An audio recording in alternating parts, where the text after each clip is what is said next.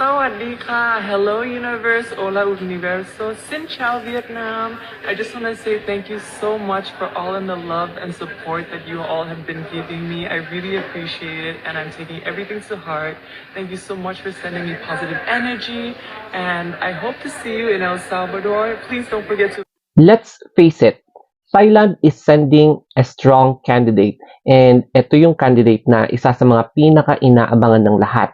We respect her and we can feel talaga yung malakas na aura niya. So no wonder pinagkakaguluhan siya ng mga pageant vloggers, yung mga pageant fans because they can sense something in her na baka pwede ulit makapag-place ang Thailand. Apart from that, Antonia Porcil is also one of the most prepared candidates para sa Miss Universe 2023.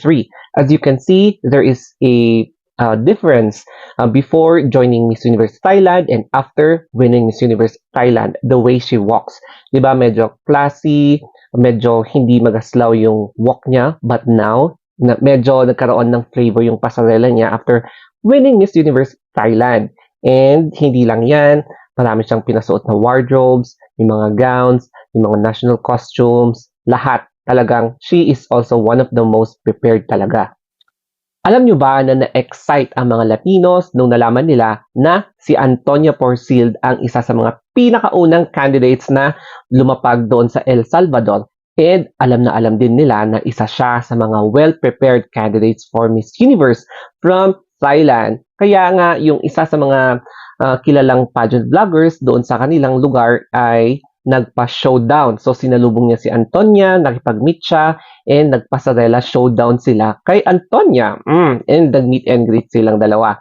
So, as a pageant vlogger, tsaka mga pageant fans doon sa Latin country or Latin America, talagang very curious sila kung paano rumampa ang isang Antonia Porcil. And nahumaling talaga sila kung paano siya ka-prepared sa pageant na ito. Kaya, inaabangan talaga siya hanggang ngayon.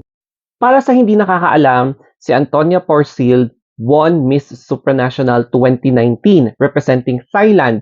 O, di ba? Beauty queen na siya, meron na siyang title, and syempre, koronada na siya.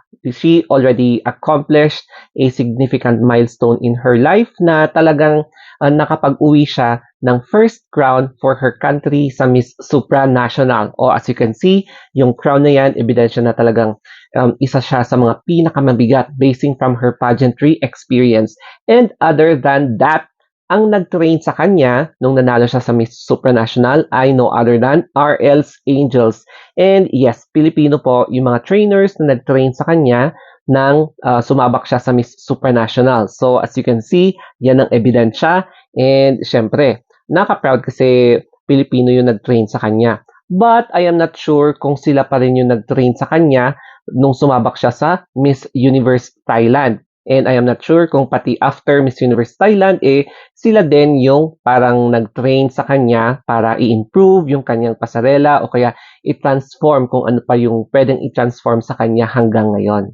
Antonia is also probably the earliest candidates to arrive in El Salvador. I'm not sure, pero basta maaga siyang pumunta sa El Salvador and isa yon sa mga importanteng tactics. Siyempre, kasi bilang isang competitive candidate, you must learn, you must understand yung mga principles para mapansin ka sa isang international competition such as Miss Universe.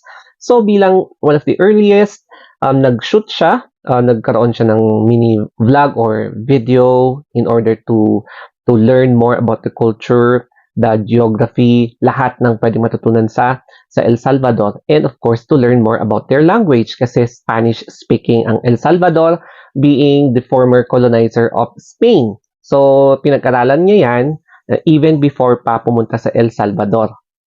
In addition sa kanyang mga tactics, let us also respect kung ano man yung mga gustong ipabalas ng mga candidates sa Miss Universe aside from Michelle D, aside from Antonia kasi may kanya-kanya silang style, kanilang way of impressing their pageant fans, yung mga supporters, yung mga sponsors, yung staff ng Miss Universe, yung mga ibang pageant fans, it's because kanya-kanyang strategy yan. You may hate her, you may love her, but then at the end of the day, it is her journey by herself na kung saan ano man yung parang sa tingin niya na maganda or ikabubuti ng kanyang country, then go lang siya. So as you can see here, nagkikipag-meet and greet siya sa ibang candidates such as si Miss Nicaragua na isa ding ipinaka-inaabangan candidate sa Miss Universe.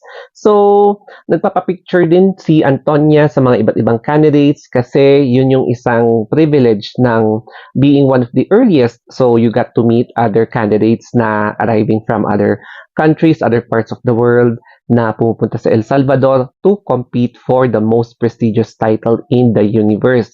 Kaya kanya-kanya talagang style yan. And yes, siguro nagiging effective ito kasi talagang napapansin si Antonia sa mga style or strategic campaigns na ginagawa niya. Pagdating naman sa MUBA Cosmetics, syempre, there is a big transformation para kay Antonia Porcil, no? Iba din yung aura na ginawa sa kanya ng mga makeup artists ng MUBA. So, MUBA or ano man yung pronunciation. And I think sila yung official na glam team para sa Miss Universe. So, they were hired, I think, from US, yung mga makeup artists ng US, kasi parang nakita ko nag-hire sila doon sa mga iba't ibang salons doon sa US para pumunta doon sa venue ng Miss Universe to be their official makeup artist. Then, magkakaroon sila ng mga designated candidates na hahawakan nila. Tapos, she is always approachable. Always willing to entertain kahit na kung sino man, mga pageant vloggers, mga journalists, to interview or to gain more insights about what's going on sa kanyang utak, and mapapansin mo talaga na warm yung kanyang personality. So, yun yung isa sa mga reasons kung bakit love na love nila si Antonia Porcil. In terms of national costume preparation and design, I believe Miss Universe Thailand invites every designers from Thailand to showcase their own creative designs. So, mamimili sila kung sino yung parang feeling nila, yung may pinakamaganda, pinakabonggang costume, yung simple pero very intricate if you're going to check on the details of each design, no? So, yun ang maganda kasi you are giving chance sa mga newbies na designers to become, syempre, famous o kaya para makilala yung mga designs nila. And at the same time, they are helping Antonia Porcil to represent Thailand using yung national costume na na-design sa kanila. So, sana ganun din dito, no? I'm not sure kung ganun din yung ginawa kay sa design ni Michelle D. But I love how Miss Universe Thailand organized yung mga ganitong klase na pag-prepare sa national costume kasi talagang makikita mo na kakaiba yung design nila na it really complements sa kultura nila, yung lifestyle ng Thailand, tsaka yung image ng Thailand. Kaya no wonder, minsan napipick up sila as one of the best na national costumes sa mga previous editions ng Miss Universe. Even though I'm from the Philippines, I would like to say good luck Thailand and go Team Asia. So we love Thailand and of course, willing to visit there sometime. And syempre naman, we should also vote for our very own Michelle D. Kasi nga, di ba, this is the best time for us to return the Philippines sa mapa sa semifinals ng Miss Universe para ibigay ni Michelle D yung kanyang best at siya yung magiging daan para i-start ulit natin yung placement streak ng Pilipinas. Kaya dalawa yung i-vote mo dyan, yung Voice for Change and then yung fan vote. So, since okay na tayo sa Voice for Change, wag din pakampante. It's because andyan si Ukraine na biglang gumanon siya. And syempre naman sa fan vote. It's because this is the best time for the Philippines na makapunta sa semifinals. Kaya, thank you so much, ladies and gentlemen. I hope na marami kayong natutunan dito sa video na ito. And good luck, Philippines!